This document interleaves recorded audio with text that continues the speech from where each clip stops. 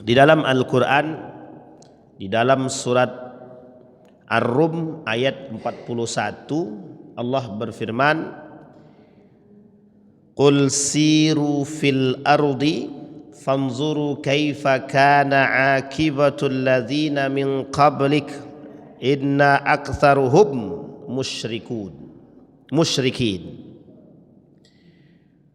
Kata Allah di dalam Al-Quran, dalam surat Ar-Rum ayat 41, telah tampak kerusakan di darat dan di laut. Kemudian disebabkan oleh perbuatan tangan kemaksiatan manusia. Supaya Allah merasakan, kata Allah, supaya mereka merasakan sebagian daripada akibat perbuatan mereka, agar mereka kembali kepada jalan yang benar. Maka Allah sekali-sekali tidaklah berlaku zalim kepada manusia, akan tetapi merekalah yang berlaku zalim terhadap diri mereka sendiri. Fama kana Allahu liyuzlimahum walakin kanu anfusahum yazlimun. Kata Allah, Allah tidak menganiaya satu kaum kecuali mereka menganiaya diri mereka sendiri. Zaharal fasad fil barri wal bahri bima kasabat aydin nas liyuziqahum ba'dalladzi aminu bi anfusihim la'allahum yarji'un. Kata mereka dituntut oleh Allah untuk menjadi manusia yang lebih baik sehingga mampu menjaga keseimbangan. Di dalam Al-Quran Allah bilang wala tufsidu fil ardi, jangan melakukan kerusakan di muka bumi, tapi manusia istiqamah membuat kerusakan. Nah, ini poin penting bagi kita. Baik, tilka ayatullahi natsluha 'alaika bil haqqi wa mallahu nuridu zulman lil alamin. Kata Allah dalam Al-Quran, dan tidaklah Allah berkehendakkan kezaliman terhadap umat-umatnya, terhadap hamba-hambanya, terhadap manusia, terhadap alam. Bapak Ibu sekalian yang berbahagia, di malam hari ini kita sedikit melihat, merefleksi mengapa bencana alam itu datang tiada henti. Kalau kita berbicara tentang persoalan musibah atau bencana, katakanlah bencana tersebut banjir, longsor, kebakaran. Kalau di Riau ini kebakaran, banjir. Kalau di Sumbar itu longsor, banjir. Kalau di Yogyakarta, di Jawa itu gempa, gunung meletus, tsunami. Hari ini 4, ya baru-baru inilah 4 kota, Aceh, Sumatera Barat, Sumatera Utara. Dan di Sumatera Utara termasuk yang paling parah. Kebetulan dalam grup angkatan kami di Pondok Dulu itu ada rumahnya yang justru bermasalah itu karena banjir tadi. Di rumah adik saya kebetulan tinggal di Sumatera Utara di Medan, airnya sedada.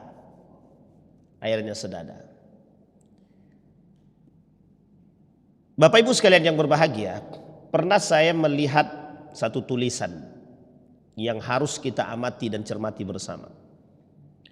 Mungkinkah musibah itu karena kemaksiatan? Adakah kaitan antara kemaksiatan dengan musibah? Ini yang harus kita pahami. Sekarang kita perhatikan baik-baik.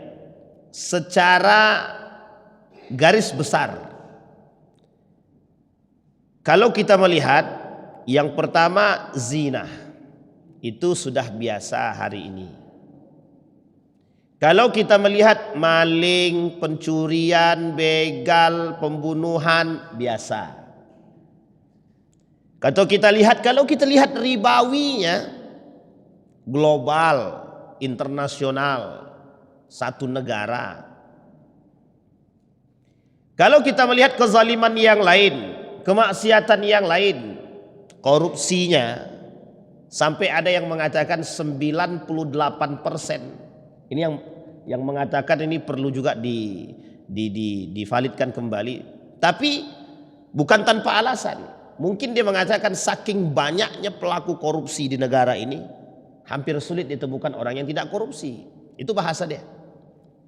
Kalau kita mungkin persentase kan mungkin 60-70% pelaku semua itu pelaku korupsi. Artinya semuanya kezaliman. Sekarang kita lihat kaum Nabi Saleh, apa kezaliman yang mereka lakukan? Yang pertama, tidak mau beriman kepada Allah. Ini tidak beriman, tidak percaya kepada Allah. Tapi pertanyaannya, apakah mereka beragama Islam? Tidak. Justru Nabi Saleh datang untuk memberikan risalah yang baru bagi mereka, untuk menyembah Tuhan yang satu. Mereka berpaling.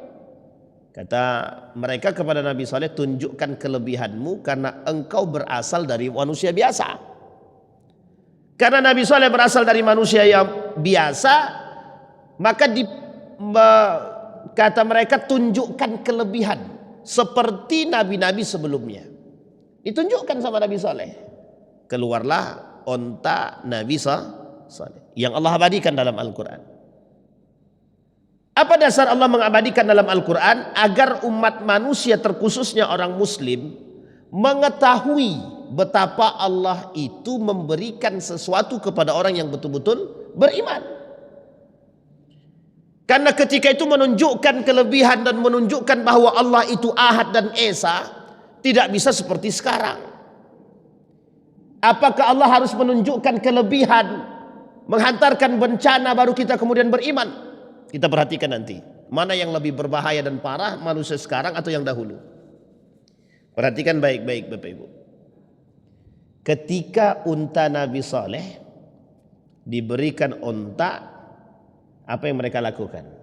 Ontanya dibunuh, ontanya yang dibunuh, dimatikan sama mereka, dipanah, setelah dipanah digorok. Artinya mereka semakin menentang Allah. Allah turunkan azab bagi mereka. Ingat kalimatnya ya, azab. Allah turunkan azab. Pertanyaannya, apakah itu bencana? Azab yang didatangi oleh Allah dalam berbentuk bencana dan musibah itu datang karena kemaksiatan mereka kepada Allah. Membunuh onta Nabi Saleh, tidak patuh kepada Allah. Satu. Yang kedua, Nabi Yunus alaihissalam. Nabi Yunus alaihissalam, ketidaktaatan mereka kepada Nabi Yunus atas perintah Allah. Nabi Yunus meninggalkan mereka dan berdoa kepada Allah agar Allah menurunkan bencana bagi mereka. Perhatikan kalimat ini. Ketika bencana itu turun kepada masyarakat, kepada penduduk negeri Nabi Yunus alaihissalam, fatubu ilallahi wa anbata minhu nabatan jayyidah. Perhatikan baik-baik. Pada poin yang pertama Nabi Saleh, Allah kasih azab yang berlebihan. Fir'aun Allah kasih azab yang berlebihan. Tapi pada masa Nabi Yunus tidak demikian. Mereka yang bertaubat Allah kembalikan kepada kehidupan yang baik. Allah tumbuhkan tumbuhan-tumbuhan yang sempurna. Fa'amanu, dan mereka beriman. Kapan Allah kembalikan kepada mereka kesejahteraan itu? Ba'da'an aminu, setelah mereka beriman. Sekarang umat sekarang beriman sudah, muslim oke, tapi justru mereka yang berpaling daripada Allah Subhanahu wa taala. Ini kondisi kita sekarang. Maka ada pertanyaan, mungkinkah ini azab atau cobaan dari Allah? Ada yang mengatakan jangan kaitkan cobaan musibah itu dengan azab. Baik, kita tampung. Jangan kaitkan musibah itu dengan agama. Oke, kita tampung. Ketika ada gempa bumi, mereka katakan pergeseran lempeng bumi. Oke, kita terima. Tapi mengapa keajaiban Allah turunkan ketika kasus tsunami? Kenapa keajaiban Allah turunkan? Harusnya manusia bisa berpikir dengan demikian. Ketika kaum Nabi Lut, kenapa mereka dihancurkan oleh Allah? Alasannya adalah mereka semua melakukan perbuatan zina. Tempat yang diharam, bukan yang diharamkan, yang dilarang oleh Rasulullah. Al-ula misalkan Madain pada masa Nabi Saleh alaihissalam. Yang dilarang oleh Nabi untuk diziarahi justru dijadikan tempat wisata. Baik, kita akan mengurai sesuatu yang berkaitan tentang iman, musibah, dan kemaksiatan. Ketika Nabi Saleh, penduduk Nabi Saleh, mereka diberikan bencana oleh Allah, mereka beriman. Allah kasih kesejahteraan. Nabi Sulaiman, Nabi Daud alaihissalam, Allah berikan kesejahteraan.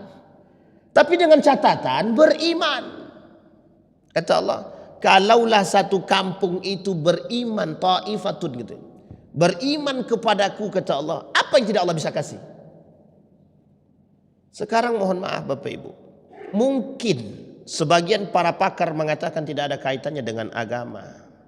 Tapi kita mengatakan hari ini, di mana titik tidak pernah kita, di mana satu daerah di muka bumi ini yang tidak kita temukan ada unsur ribawinya? Gak ada. Sekarang pertanyaannya, mungkinkah bagi Allah memerangi orang-orang pelaku riba? Mungkin. Mungkinkah bagi Allah menenggelamkan satu kaum yang mohon maaf pelaku kemaksiatan? Mungkin. Sangat mungkin sekali bagi Allah. Allah punya kuasa. Yang harus kita buka sekarang adalah mata kita dan telinga kita. Mengapa manusia hari ini tidak mau beriman dengan baik kepada Allah? Itu pertanyaan kita. Kami yang dah tua-tua ini tak perlu lagi, Ustaz. Mungkin. Tapi ada peran lainkah di balik itu? Ada. Memberikan peringatan kepada yang lebih muda. Dan ini kerjasama. Ini dari sisi bencana. Sekarang kita perhatikan dari sisi kehancuran. Ada tulisan mengatakan musibah sebabnya rusaknya akidah. Benar. Kerusakan akidah bisa menyebabkan datangnya bencana. Sangat. Kalau kita rujuk kepada masalah para anbiya, semua mereka diberikan ujian dan azab oleh Allah karena mereka tidak beriman kepada Allah. Azab akidah. Kita ambil contoh. Ketika semua para nabi diberikan kelebihan, termasuk Nabi Isa alaihissalam, diberikan kelebihan oleh Allah Subhanahu wa taala untuk mengajak orang beriman kepada Allah. Apa yang mereka lakukan? Hanya saja Bapak Ibu sekalian yang berbahagia, Rasulullah meminta kepada Allah jangan turunkan azab kepada umatnya. Itu kalau Rasulullah minta pada saatnya, sudah habis Pak, tidak ada kehidupan lagi, habis. Kenapa demikian? Karena Rasulullah, perbedaan Rasulullah dengan nabi-nabi sebelumnya, tidak berdoa kepada Allah untuk dimintakan azab bagi mereka, bagi kita. Tapi seandainya Allah Rasulullah mengadakan tangan, ya Allah hancurkan, berikan azab kepada mereka, habis Pak. Tapi Rasulullah tidak mau. Maka yang Rasulullah turunkan dua saja, Al-Quran dan hadis dan sunnah, agar kita selamat. Jadi Bapak Ibu sekalian yang berbahagia, tak salah ketika kita berbicara persoalan musibah itu adalah bagian daripada ujian yang Allah berikan untuk kita. Harusnya mereka semua tidak meninggikan akal, merendahkannya di hadapan wahyu Allah. Tilka ayatullah natsluha. Kata Allah, itu tanda-tanda kekuasaan kami yang kami berikan kepada kalian agar kalian melihat. Itu tujuan mata yang Allah berikan, itu tujuan hati yang Allah ciptakan. Agar kita melihat dengan mata hati kita. Agar kita melihat dengan iman. Sekarang kita perhatikan. Semakin akhir, semakin ke belakang, semakin aneh kehidupan kita sekarang. Saya kaji dalam urusan agama. Bermunculan orang-orang yang aneh dalam beragama. Banyak sekali Pak kasus-kasus yang aneh dalam beragama. Ada yang seperti ini, seperti itu. Ada yang punya kelebihan berbicara dengan Tuhan dan lain sebagainya. Ada semua kelebihan yang mereka miliki. Pertanyaan kita satu saja. Apa maksud dengan kemunculan kesesatan-kesesatan akidah seperti ini? Yang kedua,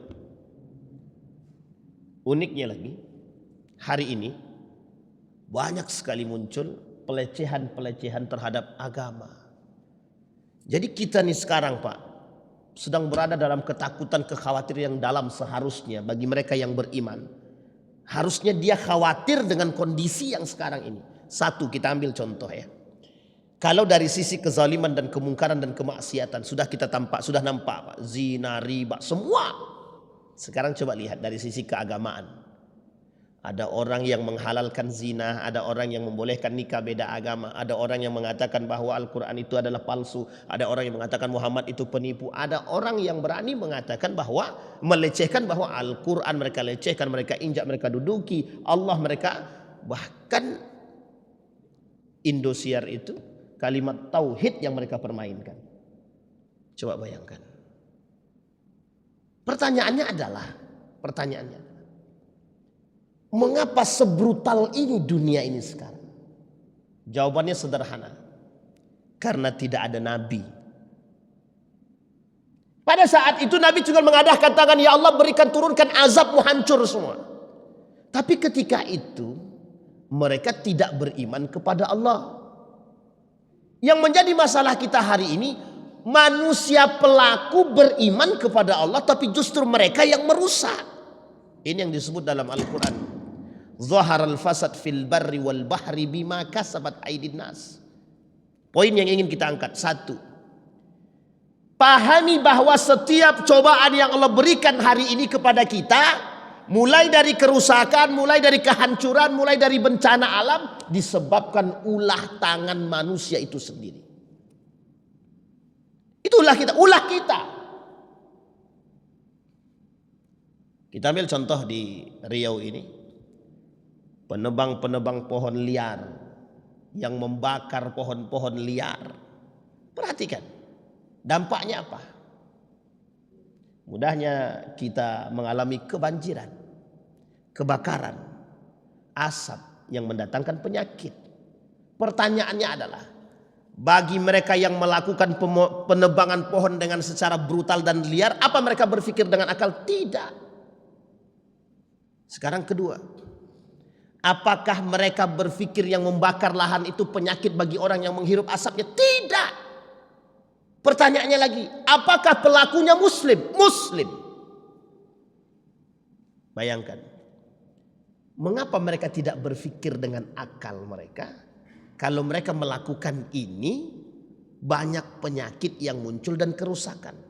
Disinilah yang disebut oleh Nabi ketika dalam hadisnya sahabat bertanya, wa ma'ana uqulana. Kata para sahabat kepada Nabi, ya Rasulullah, ketika itu akal kami kan bersama kami. Dijawab sama Rasulullah, tuntaza'u.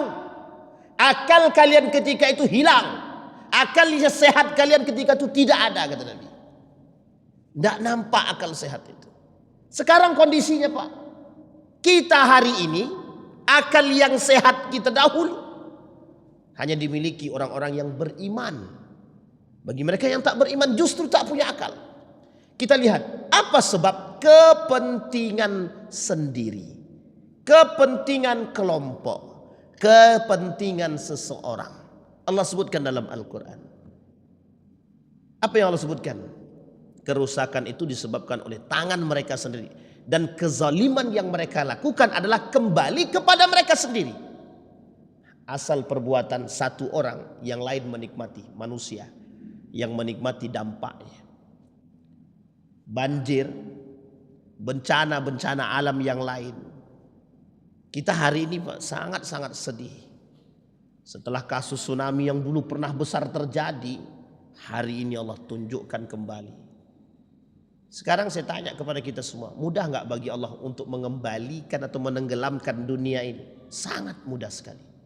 Dalam waktu yang sangat singkat sekali, illegal logging yang begitu berat bisa dibawa oleh air begitu saja, hilang. Mobil dari besi yang dibuat bisa menggenang begitu saja. Kapan Allah ingin angkat, angkat. Kapan Allah ingin miskinkan, Allah miskinkan. Kapan Allah ingin hancurkan, Allah hancurkan. Pertanyaannya adalah, tidakkah kita takut dengan hal tersebut? Meskipun datangnya cuma sekali setahun atau mungkin beberapa tahun baru datang, tapi tidakkah kita takut? Tidakkah kita khawatir? Artinya apa? Bagi orang beriman, dia akan melihat yang namanya musibah akan menjadi ujian bagi orang-orang beriman. Nah, orang beriman melihat musibah itu akan menjadi poin penting untuk pengangkatan derajat. Manusia lalai dengan Allah, Allah kasih Pak. Apa yang kalian mau dari dunia Allah kasih. Tapi ketika Anda lalai daripada aku, kata Allah, Allah ambil semua. Manusia cuma bisa gigit jari. Ada yang sanggup mengambil mobil yang tergenang? Tidak ada. Ada yang sanggup mengambil kayu-kayu illegal logging yang tergenang? Tidak ada satupun Pak. Satupun tidak ada yang berani.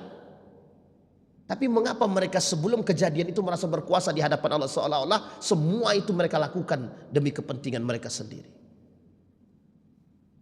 Bapak Ibu sekalian yang berbahagia, saya kembalikan kepada kasus. Pertanyaan kita sekarang adalah, bisakah musibah itu merusak akidah kita? Bisa. Satu, kalau kita mengatakan musibah itu disebabkan karena bencana alam. Ingat Bapak Ibu, bencana alam tidak akan pernah terjadi kalau tidak kehendak Allah. Tidak akan terjadi, tidak akan. Ini titik temunya Pak. Maka musibah, bencana alam yang terjadi bukan hanya karena faktor ilmiah. Kalau Allah berkehendak berkata tidak, tidak. Kalau Allah berkata iya, iya. Sekalipun sudah saatnya kalau Allah kata tidak, tidak. Ini akidah. Jangan rusak akidah orang-orang mukmin dengan mengatakan, oh ini bencana alam, oh ini karena geseran lempeng bumi. Bukan. Kalau Allah berkehendak sekalipun terjadi pergeseran lempeng bumi, Allah kata tidak, tidak akan terjadi gempa. Dan ini kekuatan keimanan yang harus ditanam. Maka di satu sisi keilmuan harus dibarengi dengan iman. Satu sisi bencana alam muncul karena penyebabnya alam. Betul, tapi satu sisi itu kehendaknya Allah yang harus kita pahami. Orang beriman harus berani menangkap ini. Orang beriman harus meninggikan ini. Ini akidah. Kalau kita pahami banjir bukan karena Allah, kalau kita pahami semua bencana alam bukan karena Allah, kapan kita berimannya? Sehingga mohon maaf, orang yang dalam kondisi beriman yang dapatkan ujian, mereka lah orang yang diangkat oleh Allah derajatnya. Nah, inilah yang disebabkan musibah menyebabkan dangkalnya akidah. Musibah menyebabkan hilangnya akidah. Kenapa? Manusia ketika mendapat musibah bukan justru datang kepada Allah, tapi justru datang kepada manusia. Coba perhatikan secara spontan. Ketika mereka mendapatkan kenikmatan, mereka berfoya-foya. Tapi ketika dapat musibah, Allah, astagfirullah, astagfirullah. Itu kalimat yang spontan mereka ucapkan. Kenapa? Sesungguhnya orang yang beriman itu tahu dia tempat kembali. Tapi ketika mereka berada dalam nikmatnya dunia, mereka melupakan Allah Subhanahu wa taala. Maka tak salah ketika Nabi bilang, jalur masuknya manusia ke dalam neraka itu 3. Pintu masuk neraka itu 3. Yang terakhir ada muta'atillah, tidak taat kepada Allah.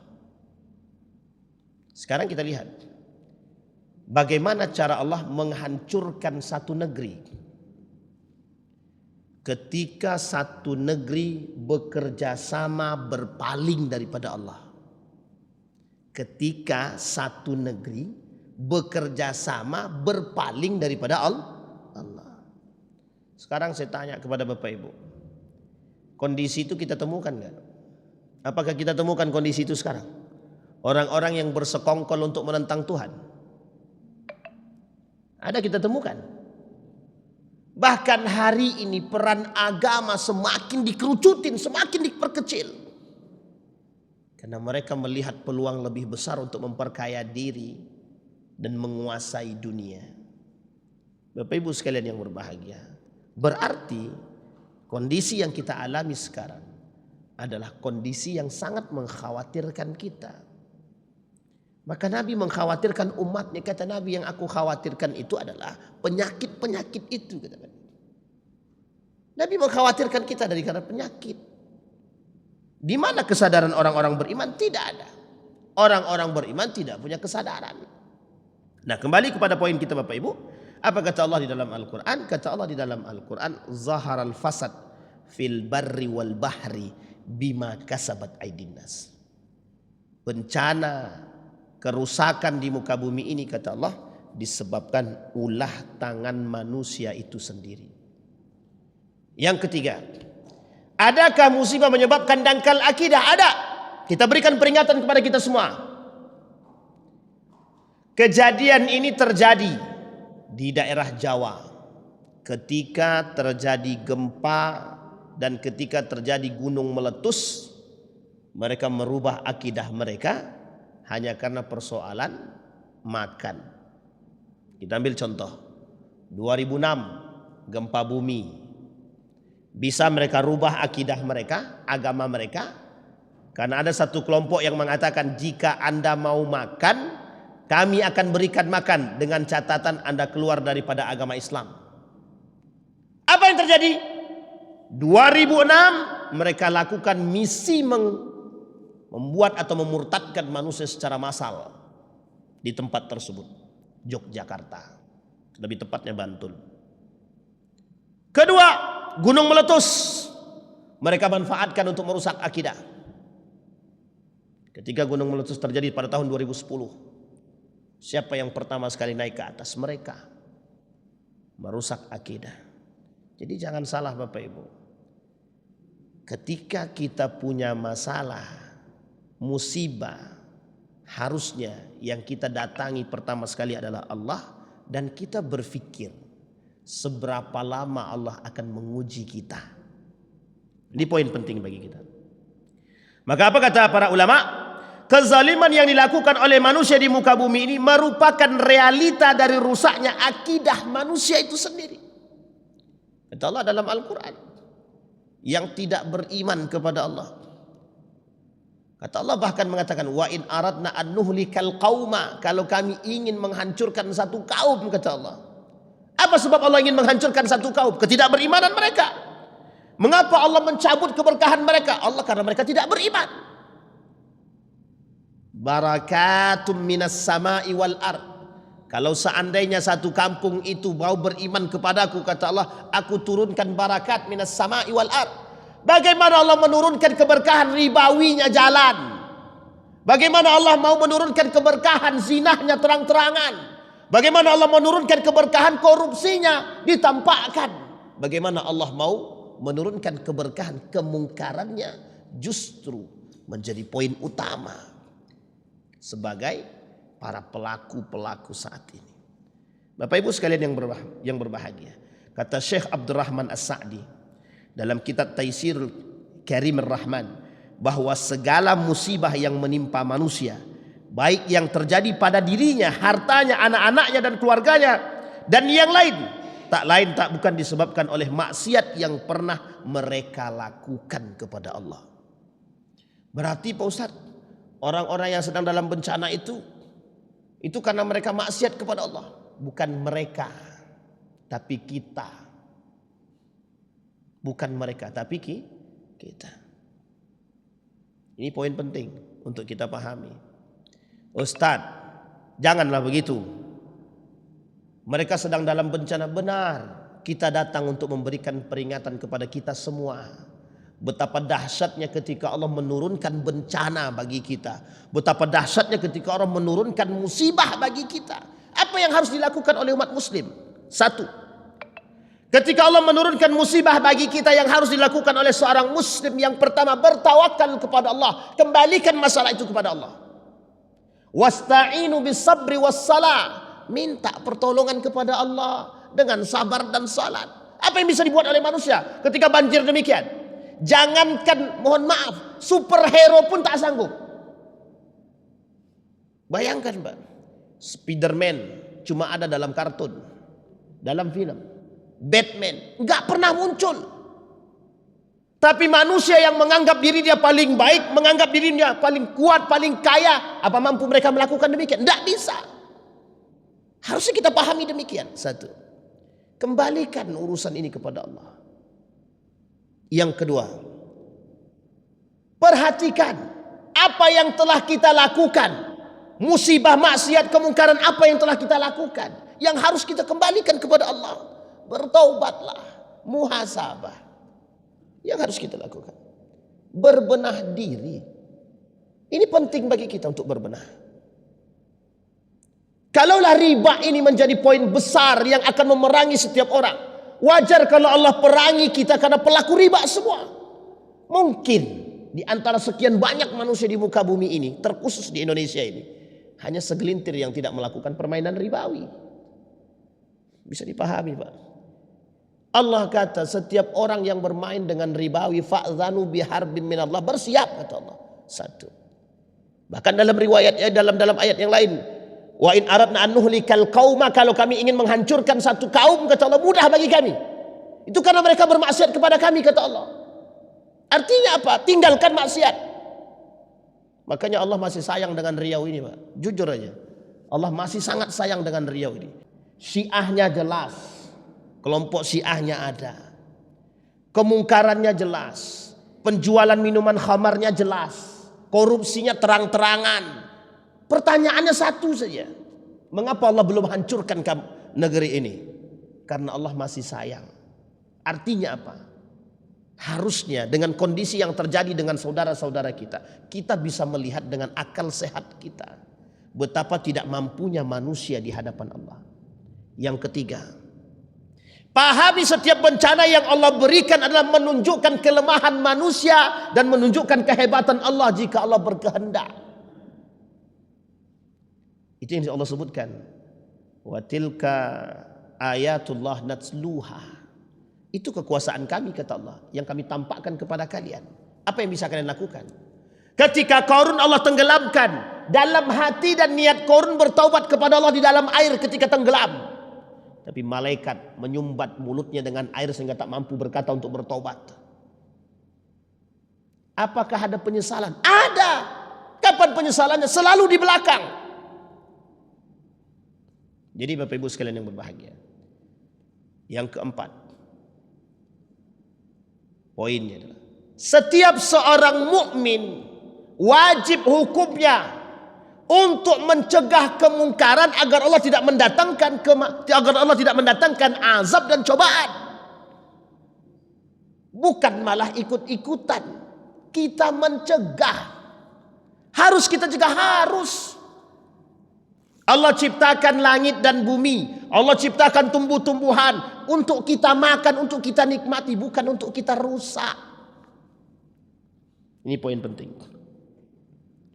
Baik Bapak Ibu sekalian yang berbahagia. Nah, apa kata Allah di dalam Al-Quran? Jikalau sekiranya penduduk satu negeri beriman, aman wattaqau, dan bertakwa, la fatahna alaihim barakat minas sama. Kalimat selanjutnya yang Allah katakan, tetapi mereka mendustakan ayat-ayat kami, maka kami siksa mereka disebabkan perbuatan mereka, kata Allah dalam surat Al-A'raf ayat 96. Jadi kedustaan mereka terhadap Allah.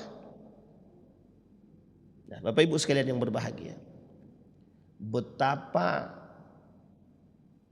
saya hari-hari ini, akhir-akhir ini sering merenung, kok yo selamat enggak ya hidup saya ini.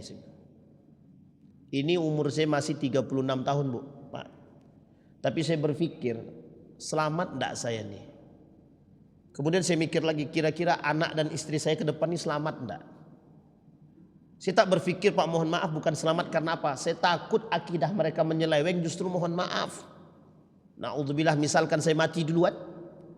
Kita khawatir. Dengan kondisi sekarang yang kita perhatikan, mohon maaf, kemungkaran, kemaksiatan, bahkan sampai mengarah menghilangnya akidah. Apa kita tidak pernah khawatir dengan hal tersebut? Sangat mengkhawatirkan. Kadang saya berpikir, ya Allah, akankah selamat keluargaku? Sementara Allah katakan, ku anfusakum wa ahlikum nara. Jaga anakmu, jaga istrimu, jaga keluargamu dari api neraka. Pertanyaannya, apa yang Allah maksud? Bencana alamkah? Bukan. Apa yang Allah maksud? Musibahkah? Bukan. Yang Allah maksud adalah hilangnya akidah dalam diri anak-anak kita dan istri kita. Kapan kita bisa melihat mudahnya hilang akidah dalam diri dan anak-anak kita dan keluarga kita? Ketika diturunkan bencana, ketika diturunkan ujian dan cobaan. Contoh, misal ketika ada orang tabrakan, siapa yang pertama sekali kita hubungi? Kemana kita pertama sekali kembali? Datangkah kita kepada Allah dulu atau ke manusia dulu? Manusia. Coba polisi. Itu yang pertama sekali. Dan kita tidak mengatakan astagfirullah, alhamdulillah, na'udzubillah. Tapi kita datang dulu kepada polisi, kita bertengkar dulu. Sama dengan kasusnya bencana, Pak. Maka jangan salah ketika Allah mencabut keberkahan dan kenikmatan satu negeri, itu karena berpalingnya mereka daripada Allah Subhanahu wa taala. Bapak Ibu, siap tuh? Boleh tuh?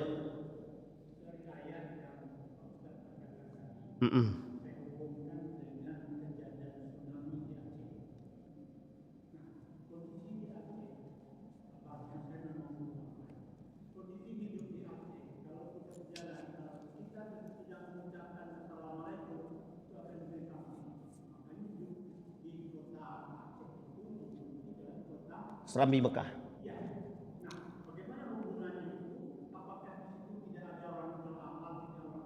Baik. Sama-sama. Bapak Ibu sekalian yang berbahagia. Kondisi itu ketika Allah ingin mengambil pelajaran bagi setiap manusia, Allah tidak pandang dimanapun. Tidak pandang dimanapun. Bisa jadi Aceh, bisa jadi Sumatera Utara, bisa jadi Mekah. Kita ambil contoh Indonesia. Bisa saja Allah hancurkan negara-negara tempat-tempat tertentu hanya untuk manusia agar mengambil pelajaran. Mungkin Aceh termasuk kota yang paling beriman dalam pandangan kita, tapi kita nggak tahu di sisi yang lain. Apakah ada kaitannya Aceh dengan Riau? Apa ada kaitannya Aceh dengan yang lain? Ada.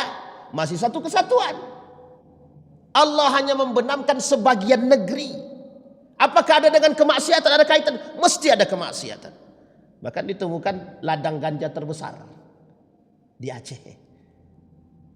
Ladang ganja terbesar di Aceh itu. Apa kaitannya dengan bencana yang Allah berikan? Apakah ada kaitannya dengan kemaksiatan dan kezaliman? Tentu ada. Tentu ada. Kita tidak tahu. Di balik sesuatu yang Allah uji, yang Allah turunkan, pasti ada penyebabnya. Kita ambil contoh. Ketika Nabi Sulaiman diberikan oleh Allah kelebihan.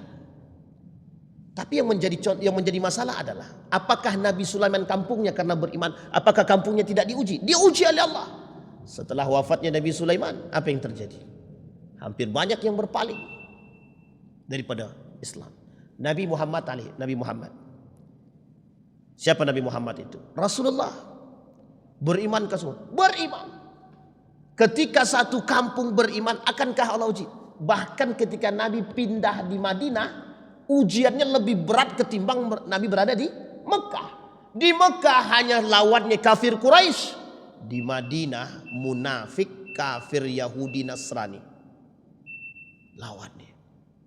Sekarang kita tanya, mengapa Allah hancurkan Madinah pada masa Yazid bin Muawiyah? Apakah kampung itu tidak beriman? Beriman. Mengapa mereka mau datang ke Mekah ingin menghancurkan mereka? Apakah Mekah tidak beriman? Apakah tidak Babilonia, Irak sekarang tidak beriman? Beriman pada masanya. Ali bin Abi Thalib. Tapi mengapa menjadi satu negeri yang tidak direkomendasikan oleh baginda Nabi? Jadi artinya ketika Allah berkehendak menghancurkan satu kaum untuk mengambilkan pelajaran, Allah ingin katakan sekalipun yang beriman saja kami bisa angkat bagaimana mereka yang tidak beriman. Dan ini poin penting bagi kita, Pak. Kita rujuk kepada sejarah. Sejarah itu menjadi pelajaran penting bagi kita untuk kita ambil. Bahkan Allah tunjukkan kelebihannya di Aceh, di Sumatera Barat. Sumatera Barat orangnya beriman. Kita kenal betul itu. Tapi mengapa orang-orang beriman ujiannya berat? Allah juga mengatakan, Nabi juga mengatakan dalam hadis yang lain, riwayat yang lain. Orang-orang yang beriman itu kelak di hari kiamat, di akhir zaman, akan dimatikan oleh Allah lebih dahulu daripada orang-orang yang dua, kafir dan munafik. Jadi Bapak Ibu sekalian yang berbahagia, ada kabar bahagia bagi kita. Kabar bahagianya adalah tetaplah istiqamah dengan keimanan kita. Insya Allah kalau kita istiqamah dengan keimanan kita, kita tidak akan mati bersama orang-orang kafir dan munafik. Insya Allah. Dan Bapak Ibu sekalian yang berbahagia, memperkuat akidah di akhir zaman, di tengah gemerlapnya dunia saat ini, adalah hal yang sangat berat untuk kita lakukan. Cuma kalau sendiri semakin terasa berat. Maka saatnya kita bersama, bagaimana cara kita mencegah kemungkaran biar ujian dan cobaan serta azab tidak turun bagi kita, terkhusus di tanah Melayu yang mohon maaf, kemungkaran itu makin hari makin tampak di tengah kita. Semoga Allah tidak menurunkan azabnya dan kemurkaannya bagi kita semua. Dan kita Bapak Ibu sekalian yang berbahagia, kita berdoa untuk saudara-saudara kita yang sedang menghadapi musibah, baik di Sumatera Barat, Sumatera Utara, begitu juga Aceh, dan di tempat-tempat yang lain termasuk Sudan, Palestina yang belum selesai sampai hari ini. Kita terus berdoa kepada Allah, semoga yang pertama Allah berikan mereka kekuatan dan kesabaran serta ketabahan. Yang kedua, semoga semakin membuat mereka dekat dengan Allah. Yang ketiga, semoga banyak orang-orang yang mengulurkan tangan mereka dan memberikan bantuan-bantuan terbaik bagi mereka. Yang keempat, setidaknya kita orang-orang beriman mampu dan tetap bersama dengan mereka. A'udzubillahi minasyaitonirrajim. Bismillahirrahmanirrahim. Hamdan syakirin, hamdan naimin, hamdan yuwafi ni'amahu wa yukafi'u mazidah. Ya Rabbana lakal hamdu kama yanbaghi li jalali wajhikal karim wa azimi sultanik. Allahumma inna ala dzikrika wa syukrika wa husna ibadatik. Allahumma inna nas'aluka khaira hadzal makan wa khaira ma fihi wa khaira ahli, wa na'udzubika min syarri hadzal makan wa syarri ma fihi wa syarri ahli. Allahumma rzuqna rizqan halalan tayyiban mubarak wa anta khairar raziqin. Allahumma ij'alna minal muttaqin, Allahumma ij'alna minal muhsinin ya rabbal alamin. Allahumma israh sudura ummahatina, Allahumma islih, Allahumma sarrih, islah, aslih ya rabbal alamin min akhlaqina wa akhlaqis salihin ya rabbal alamin. Allahumma ij'alna minas su'ada'il maqbulin wa la taj'alna minal ashqiya'il mardudin. Allahumma ansur man nasarad din wa khzul man khazalal muslimin. Allahumma ansur ikhwanana al mujahidin fi Palestin wa fi Sudan wa fi Gaza wa fi kulli makan wa khasatan Indonesia ya rabbal alamin. Allahumma barik lana wa barik baladina, Allahumma barik baldatina ya zal jalali wal ikram. Rabbana atina fid dunya hasanah wa fil akhirati hasanah wa qina adzabannar. Walhamdulillahi rabbil alamin. Assalamualaikum warahmatullahi wabarakatuh.